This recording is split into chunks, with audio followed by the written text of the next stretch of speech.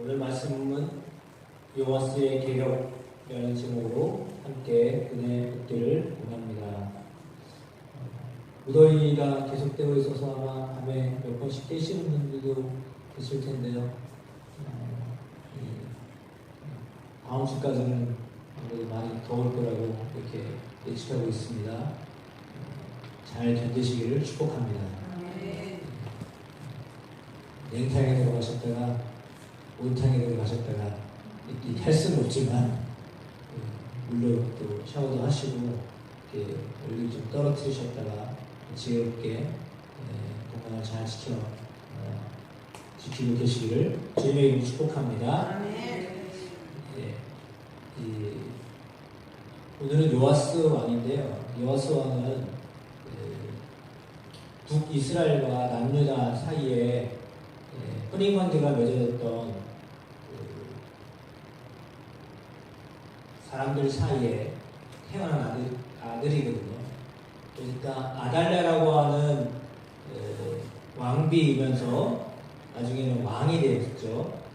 그래서 아합과 이세벨 사이에 있었던 딸입니다. 그 딸이 여호사밧의 아들 여호람과 혼인관계를 맺었습니다. 그래서 북이스라엘과 남유다가 이렇게 하나가 되는 것은 아니지만 그러나 이렇게 사돈지간이 되었습니다. 그래가지고는 아이를 낳았는데 아하시아라고 하는 아이를 낳았고요.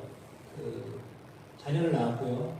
아하시아는 요아스를 낳았습니다. 근데 그 사이에 이렇게 아달랴가 엄마가 되는데 상황이 좀 복잡한 가운데 나라를 다스리게 됩니다. 그래서 이 복잡한 이 정치가 복잡해지면 민심도 어수선하게 되잖아요. 그러다 보면 어디에 초점을 맞추냐면 사람들의 여론에 휘말리게 됩니다. 정치가 복잡해지면 여론에 휘말리게 되고요. 그러다 보면 포퓰리즘이라고 해서 대중의 의견에 따라서 이렇게 했다 저렇게 했다 하기가 쉽습니다. 근데 그런 시대를 요아스라고 하는 왕이 그때 당시에 왕이 됐습니다. 어렸을 때 왕이 되었습니다. 예후의 제7년 요아스가 왕이 되었습니다. 예루살렘에서요 40년을 다스렸습니다. 그래봐야 50대가 안 됐죠. 그러니까 그의 어머니는 시비아라고 하는 브엘세바 사람이었습니다. 요아스가 이렇게 아달랴를 대신해서 왕이 되었는데요. 왕이 된 것은요. 아달랴는 왕이지만 사실은 북이스라엘 출신이잖아요. 그러니까 다윗의 후손이 왕이 되어야 되는데 아달랴가 잠시 동안 6년인가를 다스렸습니다. 그래서 다윗의 후손이 끊어지는 상황이 된 거죠. 하나님이 기뻐하지 않았던 사람이 왕이 되었던 순간이 있었습니다. 6년 정도 그런 섭정을 했던 시절이 있었거든요. 우리나라에도 흥선대원군이 섭정을 했듯이 그렇게 이제 끝으로 갈수록 그런 일들이 벌어지는데 지금 요아스가 왕이 되기 전에 아달랴가 그 일을 했습니다. 그런데 여호야다라고 하는 그러니까 요아스에게 있어서는 고모부와 고모가 이 요아스를 성전에 숨겨서 살았습니다. 7년을 숨겨서 살았습니다. 그러면 사실은 그렇다면 아달랴가 왕으로 있는 동안에 숨겨서 살았습니다. 고모와 고모부가 그렇게 숨겨서 살았는데 고모부는 누구냐면 여호야다입니다. 제사장입니다. 그러니까 성전에서 숨어 살게 했습니다. 6년이라는 세월을 성전에서 숨어 살았는데도요 들키지 않았다라고 하는 것은 뭘 의미하냐면 아달랴가 왕이었을 때 성전에 들어오지 않았다라고 하는 것을 말해줍니다. 그러니까 하나님을 섬기지 않는 왕이 남유다를 통치하던 시대였습니다. 그래도 그것을 볼 수가 없는 거죠. 왜냐하면 하나님이 다윗에게 약속하셨던 약속의 말씀이 있는데 그 약속의 말씀이 지금 끊어진 상황이 되잖아요. 그것도 북이스라엘에 의하여서 끊어진 상황이 되니까 하나님 이것을 가만히 내버려 두시지 아니하셨습니다. 그래서 고모부와 고모의 그런 돌봄 가운데 아달랴가 왕이 되었을 때에 남유다의 왕자들을 다 숙청했어요. 대를 다 끊어버리려고 했는데 그 중에 한 사람이 남았는데 그 사람이 바로 요아스 왕이에요. 하나님이 딱 한 사람을 남겨놨어요. 그래서 그 한 사람을 통해서 이제 왕이 되었는데 아달랴가 그렇게 아주 조직적으로 준비된 안식일에 레위 사람들과 또 군인들과 함께 더불어서 교대를 하는 순간에 들이닥쳐서 아달랴를 살해를 하고 맙니다. 그래가지고 죽임을 당합니다. 그렇게 해가지고 왕이 되어졌습니다. 요아스는 제사장 여호야다가 그를 교훈하는 모든 날 동안에 여호와 보시기에 정직히 행하였습니다. 왜냐하면 이제 고모부가 든든하게 자기를 지켜주고 있었기 때문이죠. 제사장이었던 여호야다가 코치를 한 겁니다. 너무 어리니까요. 7살밖에 안 됐으니까 그 아이를 왕이 됐는데 왕이 제대로 그 역할을 할 수가 있었겠어요. 그러니까 거의 여호야다의 그런 지도를 받고 그 왕으로서의 어떤 역할을 배우는 단계에 있었습니다. 그래서 여호야다가 130세에 죽었는데 130세가 되기 오래 살았습니다. 여호야다가 오래 살았는데 여호야다가 살아있는 동안에는 그래도 여호와 보시기에 정직히 행했다 이렇게 말하고 있습니다. 다만 산당들을 제거하지 아니하였다라고 했잖아요. 왜냐하면 백성이 산당에서 제사를 하고 분향을 하였기 때문입니다. 하나님을 섬기는 성전이 있음에도 불구하고 그 성전에서 제사하고 예배해야 되는데 백성들은 여전히 그냥 다른 곳에서 산당에서 제사를 하고 분향을 하는 그런 어쩌면 이원화된 또 모습들을 보이게 되었습니다. 그건 아까도 말씀드렸던 것처럼 백성들이 이렇게 하는 것에 대하여서 그걸 만류를 못한 거예요. 백성들이 어떻게 보면 여론이 무서운 거죠. 사람들이 다 그렇게 하고 있으니까 그거를 딱 거절을 하지 못한 거예요. 끊어버렸어야 되는데 끊지를 못했던 겁니다. 그런 상황입니다. 그러니까 백성은 백성대로 괜찮은 것이 우리가 하는 종교적인 행위에 대해서 허락을 해주고 있고 또 왕은 왕으로 또 성전에서 제사장들과 함께 하나님께 제사를 드리고 있었으니까 어떻게 보면 양쪽의 모습이 그냥 같이 이렇게 있었던 상황입니다. 하나님이 원하시는 어떤 온전한 예배가 회복된 그런 상황은 아니고요. 절반은 그런데 반은 그런 상황이 된 거죠. 어떻게 보면 솔로몬의 모습입니다.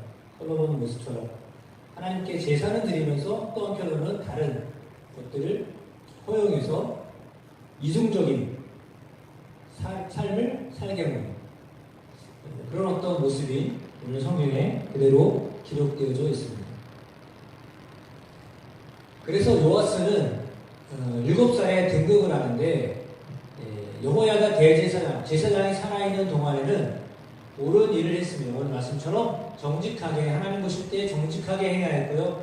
여호야다에게 을을 모아서 성전을 보수할 것을 명령을 했습니다. 그런데 그것이 이행이 되지 않았습니다. 요아스가 23년 동안 치리하고 있는 동안에요. 그 일이 이루어지지 않고 있었습니다. 왜 그러냐 물어봤었거든요. 그랬더니 어떤 것이었냐면 사람들이 을을 가지고 오잖아요. 그럼 저기 보면 사전에 나와 있는 것처럼 세 종류의 은을 가지고 옵니다. 하나는요 사람이 통용하는 은입니다. 그러니까 지금 현금이죠. 당시에 통용되던 은을 가지고 왔습니다. 또 하나는 각 사람의 몸값으로 드리는 은입니다. 이거는 뭐냐면 성전세입니다. 성전세를 받았거든요. 성전세를 받았는데 그것도 이렇게 드리게 했습니다. 또 하나는 자원하여 여호와의 성전에 드리는 은이 있었습니다. 이 세 종류의 은을 이제 요즘 말로 말하면 헌금을 그렇게 하도록 했습니다. 그런데 이 헌금이 어떻게 쓰여졌냐면 제사장들이 각각 아는 사람에게서 받아들였습니다.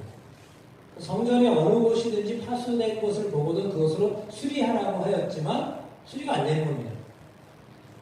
잘 보세요. 제가 일부러 글씨를 성전에 파손된 것 분홍색으로 해놨잖아요. 거기는 그냥 성전으로 써 있어요. 그걸 보수하라고 일러줬는데 그래서 은을 모으게 했거든요. 근데 23년 동안 언제 시작됐는지 몰라도 적어도 요아스가 23년이 등극한 지 23년이 될 때까지 되지를 않은 거예요. 계속 돈을 받고 있는데 이것이 진행이 안 되는 거죠. 그래서 이상한 거죠. 또 물어봤더니 제사장들과 레위인들이 먹고 살기가 어려웠던 겁니다. 그것이 이해가 되는 것이 산당을 하라고 했잖아요. 산당에서 제사를 드리고 예루살렘 성전에서 제사를 드리니까 예루살렘 성전에 와서 집중해서 사람들이 와서 제사를 드리면 그들이 드려지는 제물이나 은이나 이것들이 예루살렘에서 함께 다 통용이 되면서 그들이 생활을 할 수 있었는데 그렇지 아니하고 곳곳에 산당을 허락하니까 그 산당에서 제사 드리니까 굳이 멀리 예루살렘까지 올 필요가 없는 거죠. 그러니까 예루살렘에서 수고하던 제사장들이나 레위인들이 생활을 할 수 없는 그런 상황이 된 겁니다. 그러니까 들어온 그 헌금은요, 은은요, 그냥 제사장들과 레위인들이 쓰기가 바쁜 거예요. 성전을 돌아볼 겨를이 없었던 겁니다. 그런 상황이 된 거죠. 그래가지고 도대체 이상하다 싶어서 그랬더니 이런 거죠. 성전에 파손된 데를 수리하지 않는 거예요. 그래서 요아스 왕이 대제사장 여호야다와 제사장들을 불렀습니다. 너희가 어찌하여서 성전에 파손된 데를 수리하지 아니하느냐. 이제부터는 아는 사람에게서부터 오늘 받지 말고 그들이 성전에 파손한 데를 위하여 드리게 해라. 직접 드리게 해라. 이렇게 얘기했습니다. 그래가지고 다시는 제사장들이 백성으로부터 은을 받지도 아니하고 성전 파손한 것을 수리하지도 아니하도록 동의를 했습니다. 돈이 자꾸 이제 제사장에게 빼앗긴다보다는 그들의 삶으로만 이렇게 가니까 그걸 이제 차단을 하겠다라고 했던 겁니다. 그래서 여기에 보면 계속 성전으로 되어 있습니다. 성전으로 되어 있죠. 그러나 그 성전은 어떤 성전이요? 파손당한 성전입니다. 성전이 그냥 수리가 되지 않은 채로 계속 오랜 세월 동안 방치되어 있던 상황이었다라고 하는 것을 말해줍니다. 그런데 그건 뭐냐면 레위인들이 제사장들이 사실은 지금의 교회도 역시 마찬가지잖아요. 교회가 어려우니까 목회자들한테 잘해주기도 어려우니까 교회를 어떻게 수리를 하겠어요? 할 수가 없는 거죠. 그들의 삶을 보장도 못하는 상황이니까 수리는 생각도 못하는 겁니다. 똑같은 상황이에요. 그런 상황이 되는 거죠. 그런 상황이었던 겁니다. 그러니까 수리는 전혀 생각지도 못했던 상황이 되었던 거잖아요. 그래서 올바르게 그것을 하라고 지시를 했습니다. 그러니까 우리도 그러면 여기서는 더 이상 손을 쓰지 않겠다. 동의를 얻어서 허락을 받았습니다. 그리고 여호야다가 한 것은 한 궤를 가져다가 그것의 뚜껑에 구멍을 뚫어서 여호와의 전 어기 오른쪽 그 제단 옆에 두고 이제 성전을 뭐라고 써 있어요? 여호와의 성전 이렇게 써놨어요. 여호와의 성전에 가져오는 모든 은을 그 궤에 넣게 했습니다. 문을 지키는 제사장들이 그 궤에 직접 넣게 해서 아무도 손을 못 대게 합니다. 제사장들이 직접 그것을 관리하지 못하도록 그렇게 해놨습니다. 그리고는 이제 궤 가운데 은이 많은 것을 이제 보이잖아요. 그러면 그때 왕의 서기와 대제사장이 올라와가지고는 성전에 있는 그대로 은을 계산하여서 다시 봉합니다. 그리고는 이제 그 달아본 은을 일하는 사람들에게 직접 줍니다. 여호와의 성전을 맡은 자의 손에 넘기며 그들은 수리하는 목수와 건축하는 자들에게 직접 전달합니다. 그러니까 제사장이 중간에 역할을 할 이유가 없어요. 바로 들어온 대로 일꾼들한테 다 주는 거예요. 목수와 건축자들한테 바로 주는 겁니다. 그래서 그들이 그리고 위자료와 석수도 역시 마찬가지로 그 돈을 가지고 건축을 수리를 하도록 이렇게 하는 겁니다. 중간에 제사장들이 더 이상 손을 못 쓰도록 이렇게 했습니다. 그래가지고는 수리할 제목과 다듬은 돌을 사게 하고 수리할 모든 물건을 위하여 쓰게 하였습니다. 자기 생활을 하는 곳으로 쓰면 안 되니까. 그건 왜냐하면 성전을 수리하는 곳에 쓰도록 하였기 때문에 성전 수리하는 대로 써여져야 되는데 그렇게 쓰지 않았기 때문에 이제는 제사장들에게는 미안하지만 제사장들은 이제 건축하는 수리하는 일에 손을 대지 못하게 하고 직접 일꾼들에게 지불을 하도록 이렇게 했다는 겁니다. 그리고 그 은을 받아서 일꾼들에게 주는 사람들과 회개하지는 않았습니다. 그냥 다 일임을 한 거예요. 그들이 왜냐하면 성실하게 일을 하였기 때문입니다. 주는 대로 그대로 다 했기 때문에 그들에게 그대로 직접 이렇게 성전 수리를 하도록 받은 대로 보여주는 받은 대로 그리고 또 그대로 주고 그들이 그대로 받은 대로 일하고 이렇게 해서 성전이 수리가 잘 되어졌다라고 하는 겁니다. 마지막에 그러나 속건제의 은과 속죄제의 은은 이것은 여호와의 성전에 드리지 아니하고 제사장들에게 돌렸습니다. 사실 이제 이렇게 되면 무슨 효과가 나오냐면 제사장들이 중간에 착복하지 않고 자기들 위해 쓰지 않고 자기의 삶을 위해 쓰지 않고 이제 온전히 건축비가 건축하는 데 다 쓰여지고 했기 때문에 백성들도 믿는 거죠. 그래서 이제는 속건제와 속죄제 이것은 제사장들이 쓸 수 있도록 이렇게 돌려주었던 거죠. 이렇게 해서 이제 이 일이 잘 진행되어졌다라고 하는 것입니다. 그러나 요아스의 후반전이 있습니다. 뭐냐면 여호야다가 죽고 난 다음에는요, 말씀드린 것처럼 유다의 대신들의 말을 듣기 시작합니다. 그러면서 하나님을 떠났습니다. 그리고 아세라와 다른 우상들을 섬기게 되었습니다. 여기서 보면 우리가 요아스가 어떤 삶을 살았는가, 어떤 신앙생활을 했는가를 볼 수 있습니다. 그 뭐냐면 그가 진심으로 하나님을 처음에는 섬겼습니다. 그래서 성전을 수리할 왜? 자기가 거기서 숨어 있었잖아요. 성전이 어떤 곳이냐? 자기가 생존할 수 있었던 곳이었습니다. 자기가 살았던 곳입니다. 아달레의 그 핍박 아래서 다른 왕자들은 다 죽었지만 성전에 머물러 있었기 때문에 하나님이 자신을 지켰다라고 하는 믿음이 있었던 거죠. 적어도 그 믿음이 있었던 것입니다.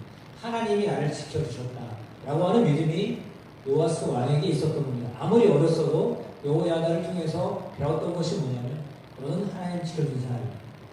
너는 하나님이 책임져 주셨어. 그러니까 너는 이곳에서 숨어서 잘 자라는 거야. 그래 하나님이 너를 보호해주실 거야. 라고 하는 그런 믿음이 요아스 왕에게 있었던 거죠. 그런데 여호야다 제사장도 사실은 자기가 살기도 힘들고 하니까 자기 밑에 있던 제사장들, 다른 제사장들이 생활하는 것에만 신경 쓰고 성전이 파괴해서 이것을 어떻게 하고자 하는 마음을 왕은 가지고 있었어도 그러나 대제사장도 할 수가 없었던 상황입니다. 그렇게 어려운 생활 자체가 어려웠던 그런 상황인데 그럼에도 불구하고 그 이후에 아무튼 여호야다를 중심으로 해서 제사장들이 여기 정신을 차리고 있었던 상황인데 이 여호야다 대제사장이 죽으면서 상황이 달라졌습니다. 방백들의 이야기를 듣기 시작했다. 사람들의 이야기를 듣기 시작했습니다. 그렇다면 면밀하게 따져보자면 그런 겁니다. 요아스 왕은요, 어찌 보면 중심에서 하나님을 믿었다라기보다는 주변에 있는 사람들의 이야기를 많이 들었던 사람이에요. 자기 주변에 어떤 사람이 있었냐? 자기 주변에 여호야다라고 하는 제사장이 있었기 때문에 그 사람의 이야기를 들은 거죠. 그리고 그 사람이 사라지자 다른 방백들의 이야기를 들은 겁니다. 그러니까 중심에서 하나님의 말씀을 사모하며 살았던 사람이 아니라 자기 주변에 있는 사람들의 이야기를 들었던 사람이에요. 그러니까 내 주변에 어떤 사람이 있느냐? 그 사람들의 이야기에 의해서 그의 삶이 이렇게 저렇게 왔다 갔다 했던 사람이다라고 하는 것을 알려주는 겁니다. 여러분 주변에 어떤 사람들이 있나요? 나는 어떤 이야기를 듣고 사나요? 이게 중요한 거거든요. 그러니까 내 주변에 어떤 사람들에 의해서 내 주변을 만들고 있느냐? 내 주변에 있는 사람은 누구냐? 이게 중요한 겁니다. 왜냐하면 그 사람들의 이야기를 통해서 내 삶이 방향을 잡고 살아가게 되어 있기 때문입니다. 왜냐하면 대부분이 그렇죠. 자녀가 문제가 있으면 사실은 누구에게 문제가 있는 걸까요?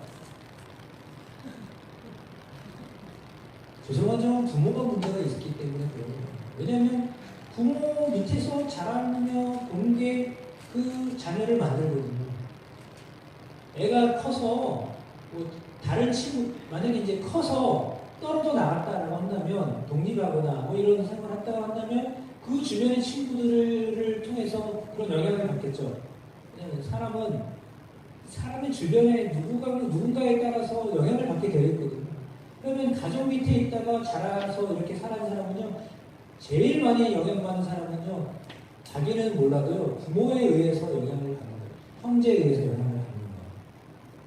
그런데 독립해서 나갔을 때는 친구들의 영향을 받는 거예요. 선생님이나 친구들의 영향을 받으면서 살아가게 되어 있는 거예요. 왜? 떨어져 나갔으니까요. 주변에 있는 사람들에 의해서 그 사람의 삶이 그렇게 이끌림을 받는 거예요. 요아스의 경우가 그런 거예요. 주변에 여호야다라고 하는 듬직한 고문부가 대제사장으로 있었기 때문에 그를 통해서 좋든 싫든 하나님의 말씀을 계속 들었을 것이고, 너는 이렇게 하나님 섬기는 사람이 되어야 된다 라는 말을 끊임없이 들었잖아요. 근데 그렇게 의지하였던 고문부가 돌아가시니까 주변에 사람이 없었는데 이제는 자기 주변에 있었던 방백들의 이야기를 듣기 시작한 겁니다. 그들은 하나님께 마음을 두고 살았던 사람들이 아니거든요. 그러니까 그들의 이야기를 자꾸 듣다 보니까 그는 하나님을 향하였던 마음을 금방 그렇게 바꿨다라고 하는 것은 애초에 마음에 하나님을 향하였던 마음이 없었다라고 하는 것을 말해주는 겁니다. 그러니까 우리 중심에서 정말 하나님을 의지하면서 하나님의 말씀에 따라서 살지 않으면 내 주변이 누구냐에 따라서 내 삶이 바뀌는 거예요. 요아스뿐만 아니라 우리도 역시 마찬가지입니다. 그러니까 내 주변에 어떤 사람이 많냐, 내 주위에 어떤 사람들이 많냐에 따라서 내 삶이 결정되는 거죠. 그 영향이 제일 커요. 그래서 여러분의 주변에 정말 그래서 믿음의 사람들이 많기를 축복합니다. 정말 믿음의 사람들과 함께 어울리시게 되기를 축복합니다. 그러셔야 여러분의 신앙을 지킬 수 있는 겁니다. 그래서 교제라고 하는 것은요, 그렇기 때문에 중요한 거예요. 믿음의 교제를 한다는 것은 그만큼 중요한 거예요. 내 삶에 영향력을 줄 수 있는 사람들이 누구냐를 결정하기 때문입니다. 신앙생활의 교제는 그래서 중요한 겁니다. 사실 어떻게 보면 목사의 영향력보다는요, 성도와 성도 사이의 영향력이 더 커요. 제가 설교하고 제가 가르치는 것보다는요, 여러분 주변에 믿는 사람들이 어떻게 믿느냐가 훨씬 더 많은 영향을 미쳐요. 어쩌면 목회자의 어떤 영향력보다는요, 여러분 주변에 있는 사람들이 어떤 사람이냐에 따라서 여러분의 생활이, 여러분의 신앙이 달라져요. 인정하고 싶지 않아도요, 그게 거의 맞을 거예요. 그러니까 내 주변에 어떤 사람이 내 주변에 포진되어 있느냐, 이게 정말 중요한 거예요. 그래서 여러분의 신앙을 지키기 위해서라도 여러분 주변에 믿는 사람들이 있으셔야 돼요. 그 사람들이 여러분의 삶을 지켜주는 거예요. 좋은 믿음의 교제를 끊임없이 하게 되시기를 축복합니다. 요아스는 그 부분에 있어서는 실패한 겁니다. 그러니까 그 뒤로 갑자기 그렇게 하나님이 아닌 다른 신에게로 돌아갈 수밖에 없었던 것은 그가 그런 삶을 살았기 때문이에요. 내가 그러니까 중심에서, 그러니까 주변 사람에 의지하지 않고 내가 중심에서부터 하나님을 의뢰하며 인격적으로 하나님을 만난 사람은 그렇지 않겠죠. 근데 그게 아니니까 그냥 어울리다 보니까 그냥 여기서 어울리다 저기서 어울리다 이러다 보면 사실 중심은 없는 거야. 사람들이 이러면 여기서 이렇게 하고 사람들이 이러면 여기서 이렇게 하고 그렇게 사는 거예요. 주변에 따라서 그렇게 사는 거예요. 유행을 따라가는 거죠. 사실은 생활도 유행을 따라가는 거예요. 남들이 이렇게 살면 이렇게 사는 겁니다. 아, 그게 좋으니까 그렇게 남들 보면 그렇게 사는 거예요. 제가 오늘 낮에 영화를 한 편 봤는데 톰 행크스 누구죠? 톰 행크스입니다. 그 사람이 지금 거의 노년이 돼가지고 출연한 영화인데요. 옆에 사람이 살아요. 옆에 사람이 사는데요. 라이벌 관계로 살아요. 그래가지고 옆 사람이 좋은 차를 사면요. 똑같이 그거보다 더 조금 좋은 차를 타야 돼요. 옆 사람이 그거보다 더 업그레이드 차를 사면요. 또 사야 돼요. 경쟁은 나이도 똑같아요. 패턴도 비슷해요. 삶의 어떤 이렇게 살아가는 스타일도 비슷해요. 아주 정확해. 1시면 뭘 해야 되고요, 2시면 뭘 해야 되고요, 3시면 뭘 해야 되고요. 이렇게 딱 짜여져 있는 삶을 살아요. 근데 라이벌 관계. 그러니까 옆에 있는 사람이 좋은 걸 샀으면 자기도 사야 돼요. 그렇게 서로 라이벌 관계로 살았어요. 그러다가 본인은 아내가 아이를 갖게 됐는데 6개월인가 됐을 때 나이가라 폭포 보고 오다가 사고가 나서 아이를 부상당하고 아내는 휠체어에 앉아서 탈 수밖에 없는 상황이 됐습니다. 그러다가 죽었습니다. 일찍. 그리고 너무 희한하게도 그렇게 라이벌 관계에 있었던 옆에 살던 그 친구도 휠체어에 앉아서 파킨슨병에 걸려서 휠체어에 앉아서 마지막 여생을 그렇게 지내고 있었는데 손절을 하고 살았습니다. 이해를 안 해준다고 해서 나를 이해 못 해준다 라고 해서 손절을 하고 살았어요. 그렇게 신앙을 살다가 손절을 하고 살았어요. 손절하고 사는데 어떻게 그냥 살아도 관심이 없게 사는 거죠. 왜? 나는 내 아내 아니면 나. 그거 외에는 관심이 없는 거예요. 주변 사람들 돌아볼 여력이 하나도 없는 거예요. 그렇게 살았어요. 그렇게 살다가 나중에 깨달았어요. 죽으려고 자살을 하려고 몇 번 시도했는데도 죽을 수가 없는 거예요. 왜? 자꾸 주변에서 자기를 찾아요. 자기가 도움이 되는 사람이라는 것을요, 나중에 깨달아요. 자기 능력이 있는데 그 능력으로 사람들이 필요한 것을요, 그때마다 이렇게 도와주거든요. 그래서 살았어요. 자살하려다가 살고 살았던 것이 왜요? 주변에서 자기를 필요로 하는 순간에 자기가 또 도와주는 사람이 되고 있는 거예요.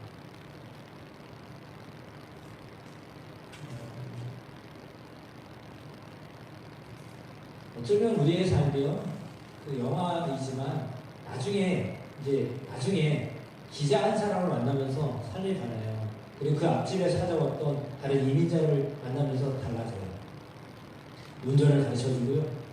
그러면서 도움을 받고 있다는 것을 알고 내가 도와줄 수 있는 사람이라는 걸 알고 그 가족과 정말 친밀한 관계 가운데 살게 되고 이러면서 사람이 다 바뀌어서 나중에는 어떻게 되냐면 죽기 전에 유언을 합니다. 자기가 아끼던 차도 누군가에게 주고요. 자기 재산도 앞에 있는 사람한테 다 주고 이렇게 삽니다. 마지막에 그렇게 이제는 나만이 아니라 그 앞에 있는 사람들, 자기를 필요로 하는 것 그리고 자기가 가지고 있었던 것도 나눌 수 있는 넉넉한 사람이 돼서 마지막에 인생은 그렇게 마지막으로 그렇게 보여집니다. 이 완전히 이제 후반전이 너무 아름다운 모습이 되는 거죠. 어떻게 보면 요아스와의 관계, 요아스의 모습과 영화로 좀 설명했던 그 사람과는 전혀 정반대의 모습처럼 보여집니다. 주변에 누구를 만나느냐, 그럼 그만큼 중요한 겁니다. 여러분 주변에 정말 예수 그리스도를 잘 믿는 분들이 있게 되기를 축복하고, 그로 인해서 여러분의 믿음이 절대로 변하지 않는 믿음으로 올곧게 세워져 가게 되시기를 축복합니다. 요아스는 마지막 판에는 하나님이 여러 선지자들을 보내셨어요. 그렇게 하시면 안 됩니다. 왜 처음 마음을 잃어버렸습니까? 그래서 여러 선지자를 보냈는데도 불구하고 요아스가 듣지를 않아요. 선지자의 이야기를 안 들어요. 주변에 있는 사람들 이야기를 들어요. 그리고는 심지어 스가랴라고 하는 선지자를 죽입니다. 그러면서 마지막 모습은 뭐냐면 다른 나라에서 침략하게 되는 상황이 벌어지는데요. 그 직전에 있었던 상황은 뭐냐면 성전에 있었던 것들을요, 무서워서 겁이 나니까 적한테 다 보여주고 다 줍니다. 살려고. 자기의 생명을 살리려고요, 하나님이 전에 있던 것들을요 싹 내줍니다. 그리고 나서 하나님은 그 이방인이 쳐들어오게 하고 어려움을 당하게 합니다. 그러면서 부하들이 믿지를 못합니다. 아, 우리 왕을 믿을 수가 없겠다. 부하들에 의하여서 죽임을 당합니다. 최후가 굉장히 사람을 의지하면서 살다가 결국은 자기 주변에 있는 사람들에 의해서 죽임을 당하고 삽니다. 어디에 의존을 하느냐, 내가 주변에 어떤 것에 의존하느냐에 따라서 그의 삶은 그렇게 달라지는 겁니다. 여러분 무엇을 의지하고 삽니까? 누구를 의지하고 삽니까? 그것이 여러분의 삶을 결정하고, 그것이 하나님을 떠난 것이라면 하나님도요 버리실 수밖에 없습니다. 그건 어떻게 보면 버림을 당합니다. 하나님이 정말 버리고 싶지 않지만 하나님을 떠났기 때문에 하나님의 계속해서 도움을 주려고 하였지만 하나님의 그 도우시는 손길을요 다 거부한 거예요. 그때만 하나님의 손길을 알게 되는 여러분의 은혜가 있게 되기를 축복합니다. 우리에게는 어떤 개혁이 필요할까요?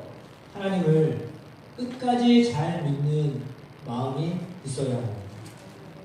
내가 처음 믿었던 그 마음, 내가 처음 예수를 믿었을 때 다가왔던 내 마음의 벅찬 가슴, 그렇죠? 예수님을 만나게 됐을 때 기쁨이 있고 희열이 있었고 평안이 있었던 것, 그걸 놓치지 않고요, 끝까지 그 마음을 구원의 간격, 확신, 그걸 놓치지 않고 끝까지 가져가는 여러분 되기를 축복합니다.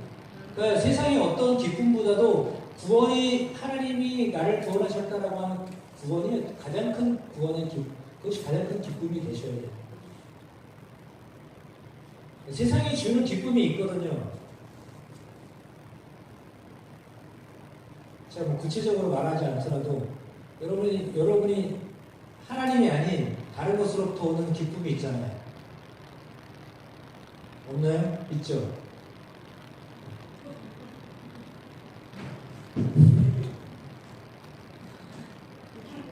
여기서 오는 기쁨이 있죠.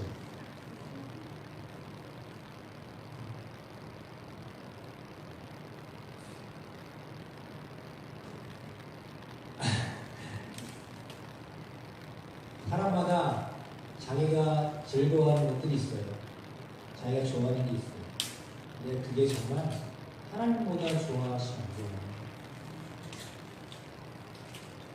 진짜예요. 하나님보다 더 좋아하시면 안 돼요. 내가 좋아하는 걸 하지 말라는 얘기가 아니라요. 내가 좋아하는 게 있지만 그 좋아하는 것도 하나님보다 더 좋아하시면 안 됩니다. 거기 빠지시면 안 됩니다. 들어갔다가도요 나오셔야 돼요. 좋아하고 즐거워하고 재밌어 하다가도요 거기서 나오셔야지, 거기 계속 빠지면 그것이 여러분을 망하게 합니다. 여러분의 영혼을 계속 다른 곳으로, 하나님이 아닌 다른 곳으로 끌고 갑니다. 예를 들면 내가 너무 돈 버는 게 좋고 행복하고 거기서 오는 기쁨이 커요. 그럼 사실 그 길로 계속 가게 됩니다. 그러면서 무슨 생각을 하냐면 하나님이 내게 복을 주셔서 돈을 벌게 하셨고 장사하게 하셨다. 이렇게 생각한 거예요. 합리화를 시켜요. 하나님이 나에게 이런 복을 주셨고 이 길로 나는 계속 갈 거다. 그러면서 하나님은 어느 순간 잃어버리고 내가 좋아하는 것을 하나에서 가게 되어 있어요. 거기에 기쁨이 있기 때문에. 그러면 어느 순간 하나님이 주신 기쁨을 잃어버리고 그것이 주는 기쁨을 향하여서 계속 가게 되어 있어요.